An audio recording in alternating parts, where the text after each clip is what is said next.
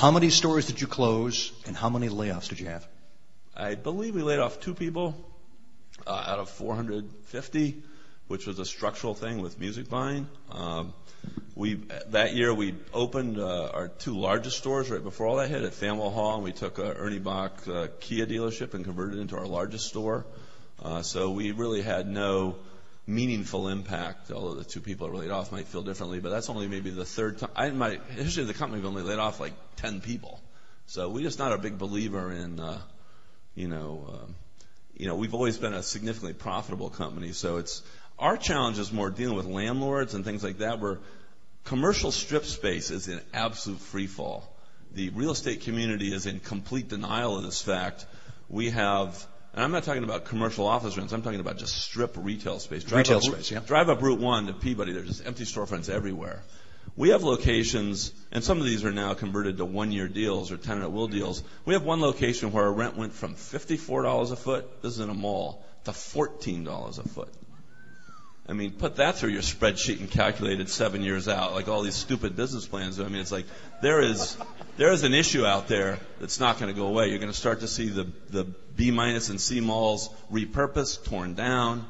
The web stealing away 1.5% a year out of the consumer. These are just anachronistic structures that are not going to survive. So we are now unwilling to sign a lease for more than 3 or 4 years, and the toughest thing is to deal with landlords where we have profitable stores, and yet we know we could do a lot better, and we're willing to go dark simply to get that better deal. My belief is 6 months, 12 months out, commercial real estate is going to be significantly cheaper than it is today. There's just a shock and awe type effect with landlords right now. That's why we're looking at New York City for the first time. I wanted to ask you about that. Are you looking at new retail space now for possible expansion? Yeah, I mean, we're looking all over the place. We're looking at building really large stores. We have stores right now that are 5,000 feet. We're looking at 15,000, 18,000 foot stores. The consumer's looking for a really great experience, and you need a certain amount of. It's the guy that founded Crate & Barrel wrote a book years ago that said, or a quote from, I don't know if he wrote a book, but said, "Retail is theater, employees the actors." So you got to put on a show every day if you're in retail. I mean, Jim does.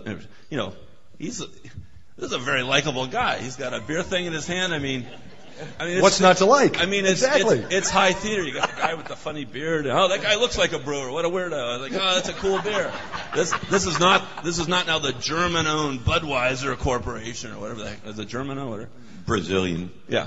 But anyway, that's a very important thing in terms of branding and imaging is authenticity, and I think that's another piece of this trust. If you're out there with the typical PR spin and stuff, consumers now their ears are way more perked to just a bullshit factor. So it's you got to be very careful about how you communicate, and transparency and honesty and speaking from the heart really matters. I mean, when Virgin and Tower shut down, we sent out an email blast. We have about 120,000 people on our email list.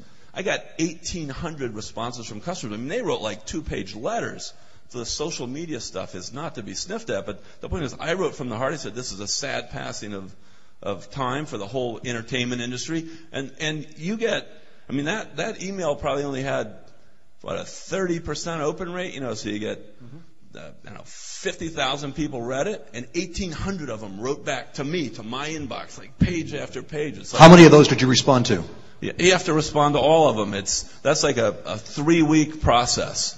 You cannot. You responded to every single email. Well, anyone that had any content you could respond to. Meaning, okay. If it's a 1-sentence thing like, well, the music industry sucks anyway, too bad.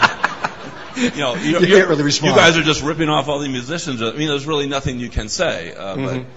But yeah, I'd say I probably wrote 1,100 responses. Amazing. And I do that to this day. I mean, I publish a monthly item on Facebook. It's tremendously powerful.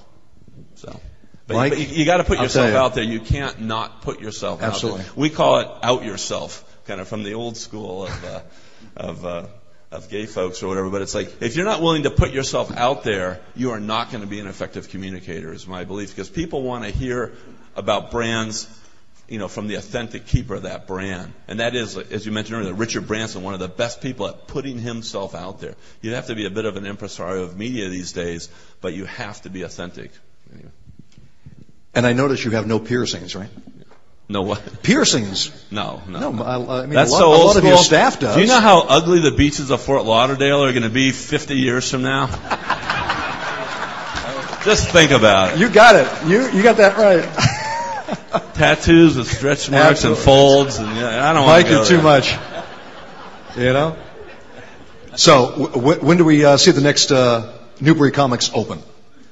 I don't know. We're looking at a huge store right now. It's all about the real estate. You know, this is location. So we're looking for extremely hungry landlords or really big dumb companies that, no, I mean, there's a lot of excess real estate out there. Most of the Circuit City stores still haven't been released. I mean, these are large structures in pretty good locations. Those are the opportunities we're looking for. Let's get down to single-digit rents. We have a lot of stores we're paying $35, $40 a foot rent, and some malls $80 a foot. I mean, there is a huge change going on as Walmart just plows through the values proposition. That's what you're up against. It's boring, watered down, but super cheap. That's the main competition in retail. Lack of assortment, but dirt cheap. So we need lots of assortment and kind of expensive. So you need a lot of space to do that. I will look forward to reporting those stories as you expand. The first Newbury Comics Superstore? Yeah. Yeah. Good. Okay. Excellent. David Cord Murray, I have to show you the book. The author of Borrowing Brilliance, The 6 Steps to Business Innovation by Building on the Ideas of Others. And you've just heard a load of ideas right here. And David worked on the space shuttle, the International Space Station, the MX missile, and he was the head of innovation at Intuit. He also likes to climb mountains and challenge himself physically, I understand, as well. I love your publicity shot at the top of... What mountain are you on the top of?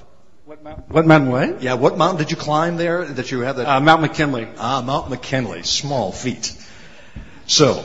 this book has attracted a lot of attention, and I'm so glad that David is here with us today. Now, you're a local guy, but you flew in from the West Coast, as they say. Yeah, I got in at 2 o'clock. Got in at 2 o'clock in the morning. Oh my goodness! So this is lunchtime for you.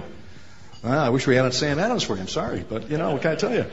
So, tell me about innovation. What is innovation, and is it increasingly difficult to innovate in what we're talking about right here, and that is these challenging times where most people contract rather than thinking beyond? Right. So one of the thents that I did as I set out to write this book, and actually the inception of the book started, or it became, I went to work for Intuit, and I was doing the software company that makes like TurboTax and Quicken. And I came in there as a consultant, and I came up with, they wanted me to work on their direct marketing program. So I came up with an idea that was a really obvious idea. It was kind of one of those things where, you looked at it and people were like, oh, man, why didn't we think of that? So I was very lucky that idea happened to be sitting right there on the table. And what happened was the founder of the company was really more intrigued with how I came up with the idea than actually the idea himself. So I kind of explained this process that I went through to him.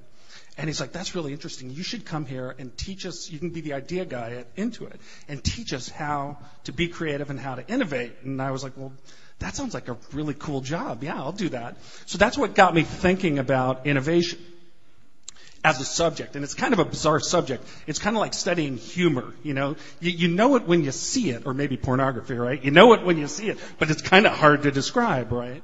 So I started there's 2 things that I did. I studied ideas. I studied my own ideas and ideas of other people, and we're kind of looking for patterns. The other thing I did is I studied history and the history of innovation. And when studying ideas, one of the big aha moments for me, and it's kind of an obvious thing, is that ideas are solutions to problems, especially in business, but it's also true in science, it's true in the arts. So it's really a problem-solving methodology.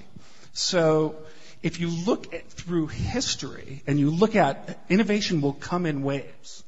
And there's 2 ways. Well, let me take a step back. You asked, can you innovate in hard economic times? The answer to that question is yes, because actually there's opportunities that exist in hard economic times because it's problem solving. And when hard economic times come, there's a whole new set of problems.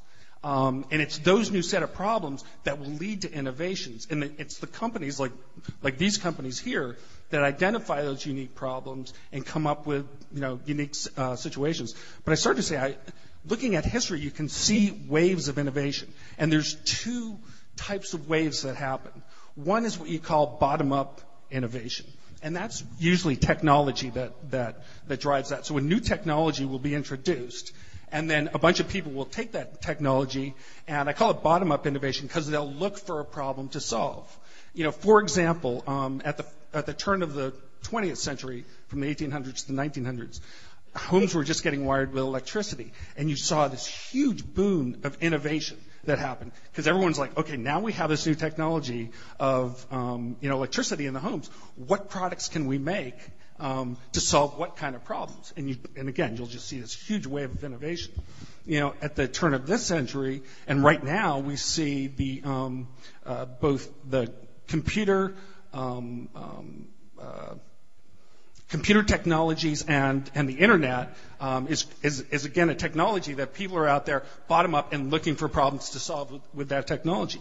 The other way to do it is a top-down approach, and it's looking for a problem and then trying to find a solution to that problem. So it works kind of both ways. What local companies in your mind stand out? I know that you've done lots of research on this, and you have many examples in your book. I've read it. It's a great read, and it's a great story as well, too, your book, Borrowing Brilliance. What examples can you point out among local companies? There's Sam Adams, there's Zipcar, there's Newbury Comics. Well, that was the idea. Those are right at the top of the list. There's a theme going on here. You know that. But tell us about that in your research. Yeah, there's, I'm working on the West Coast for a Fortune 500 company. We're working on a disease prevention problem, and we're looking, it's big in the news right now, and so we were looking at, developing products, to help combat disease, and we started doing research into other companies. What were other companies in similar types of industries? And there's a company up in Vermont, I think it's Triocen is the name of the company. And they've developed some really cool technologies to combat or to fight antimicrobial diseases in wounds. And so there's a company. iRobot is an interesting Massachusetts company and again, they're doing some bottom-up innovation. They've got some really cool robot technologies, and they're using that to solve a bunch of different problems. They're using it to solve, I think they do finding bombs in Iraq. They're actually taking those same technologies, and they've got a product that they're to clean your gutters, with a robot technology. So again, they're taking what they have, those technologies, and finding new problems to solve with it. In one of our business breakfasts, we had the CEO of iRobot, and during the introductions, one of the robots thought I was introducing them. So they came up to the podium. I hope you were here for that. That was a rather unbelievable moment. I have a question for you, though. The name of your book, Borrowing Brilliance. Tell me the difference between borrowing brilliance and copyright infringement. I'm not sure there is a difference. I mean, the thesis in my book is that you build new ideas out of existing ideas. It's the only thing that you can do. Now, I'll tell you what the difference is, though. What you want to do, the borrowing is you're borrowing pieces of ideas. So, for example, and that's what I kind of teach in the book, is to teach you to go out and look for, first you define a problem, and then you look for places with a similar problem. So, for example, imagine you're creating a software product, and you identify the problem that your customers are getting lost.